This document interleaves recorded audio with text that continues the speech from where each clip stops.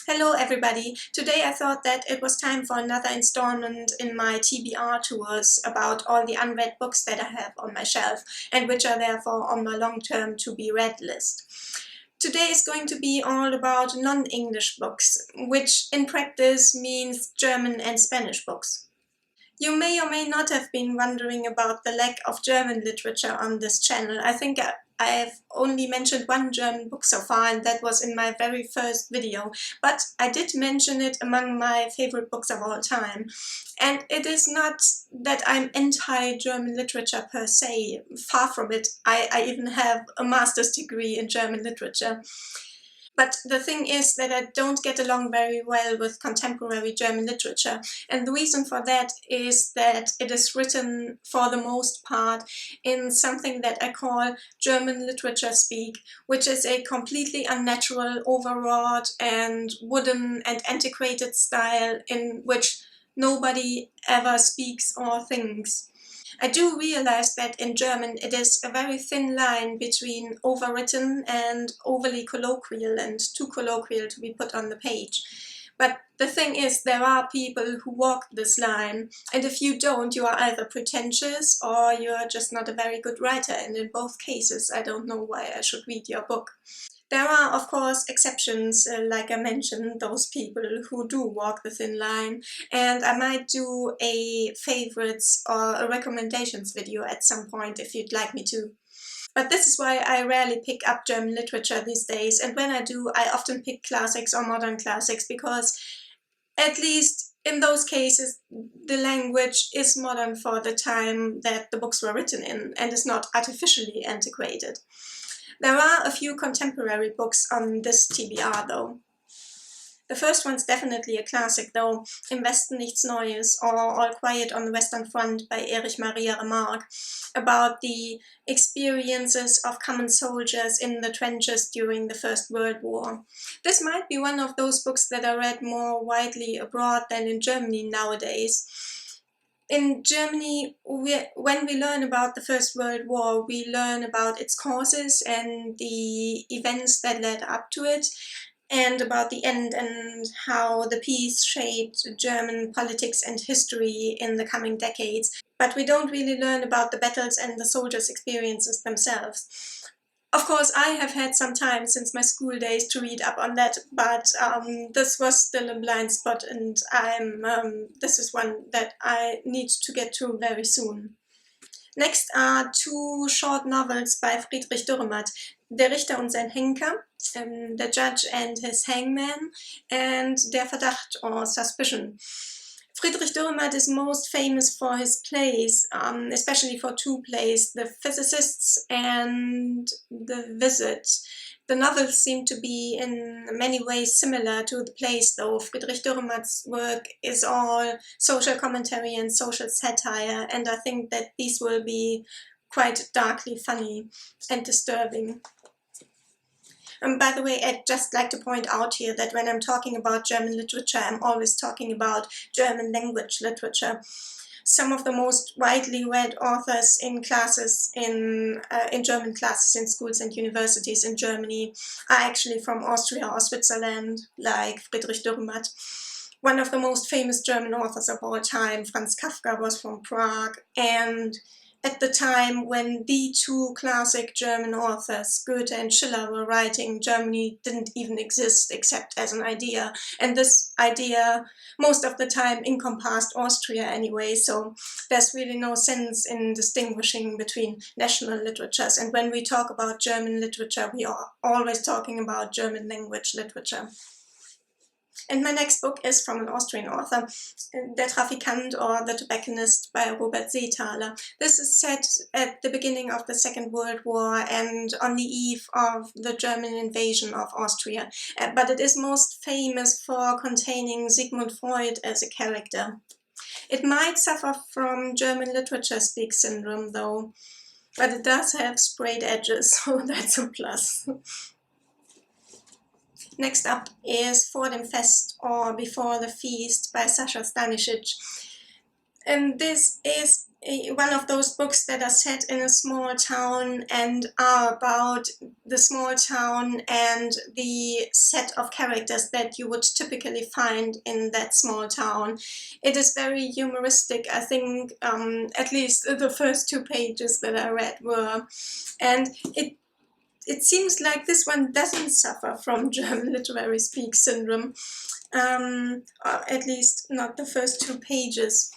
Sasha Stanisic is a very big name in Germany at the moment, so if you are interested or want to get into German contemporary literature, I guess this book would be a good place to start. It might be difficult getting into it if you are not familiar with Eastern Germany and the kind of small town life that this book describes, although it is always hard to tell how much background knowledge a person really needs to enjoy a book, so I would certainly not recommend this book to you on those grounds. Next up is Der König verneigt sich und tötet, or The King Bows Down and Kills, although I'm not sure if this has been translated into English. I don't think so, so this is just my translation of the title. This is a book of essays by the Nobel Prize winning author Herta Müller, and it is about her childhood experiences in Romania, but also about the power of language and how language is used and misused to shape people's perceptions. At least that's what I gather from the blurb. And then I have 2 books that are pilfered from my parents' shelves, although to be honest I'm not sure if I'm ever going to read them, so I might just put them back on their shelves at some point. First one is Nach Hause, Schwimmen, or Swimming Home by Rolf Lappert. This is a coming-of-age story set in contemporary Ireland, and I think it is a bit exaggeratedly long, with about 600 pages for a coming-of-age novel that is set in contemporary Ireland, so I'm not sure if I actually have the patience for this one. And the other one is Der nasse Fisch by Volker Kutscher. This is the first book in a crime novel series that is set in Berlin in the 1920s, and it was turned into a TV series called Babylon Berlin, and the English translation is called Babylon Berlin, and I think the books are just called Babylon Berlin number 1, 2, 3, etc. This has obviously been enormously successful and is enormously popular.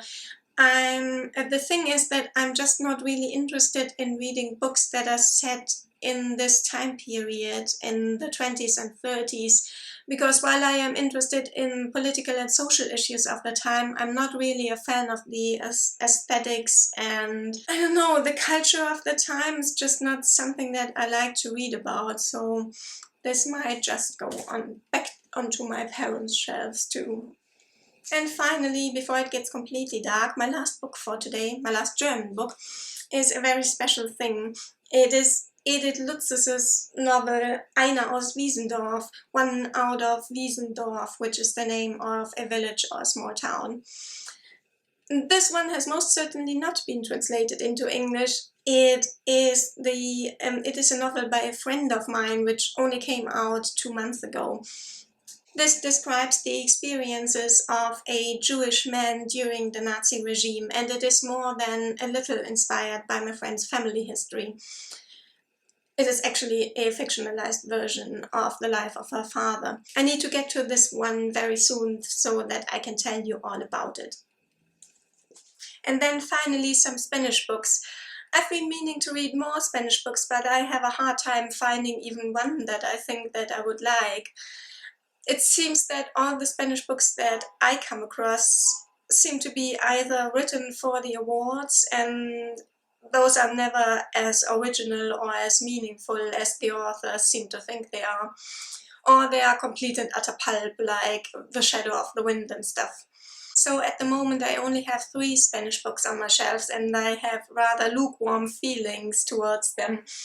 The first one is El Sueño del Celta, The Dream of the Celt by Mario Vargas Llosa. This is the story of the life of Roger Casement, a British diplomat of Irish nationality, who it became famous for denouncing the colonial regimes and the crimes of the colonial regimes in the Congo and in Vargas Llosa's natives, Peru. And he later became a key figure in the fight for Irish independence, but he was executed as a traitor to the British Crown in London in 1916. To be honest, I only have this because I found it for free in a giveaway box in my library. I'm not a huge fan of Mario Vargas Llosa. I find him and his writing quite aloof and self-satisfied and smug. And don't even get me started on his political views. I'm not sure if he's the best person to write about Roger Casement, or at least I'm not sure if I want to read what he writes about Roger Casement and how he writes about him. I might just put it back into the giveaway box at some point. And then we have Paula by Isabel Allende. These are Isabel Allende's memoirs. They are called Paula because Isabel Allende was inspired to write them when her daughter Paula was lying sick in a coma in the hospital. They were a means for her to talk to her daughter while she was in the coma, but they were also meant as a welcome back gift for when Paula would wake up. I actually started to read this once years ago, and I got about 50 pages in, but it didn't really grip me, and I'm beginning to think that the only really great thing that Isabel Allende has ever written and will ever write is the amazing House of Spirits. I've read 2 more of her novels, Más allá del invierno, In the Midst of Winter, I think, and La ciudad de las bestias, The City of Beasts. And the latter was kind of meh. It is a YA novel and it had some questionable noble savage cliche thing going on. And the former, In the Midst of Winter, was just plain bad.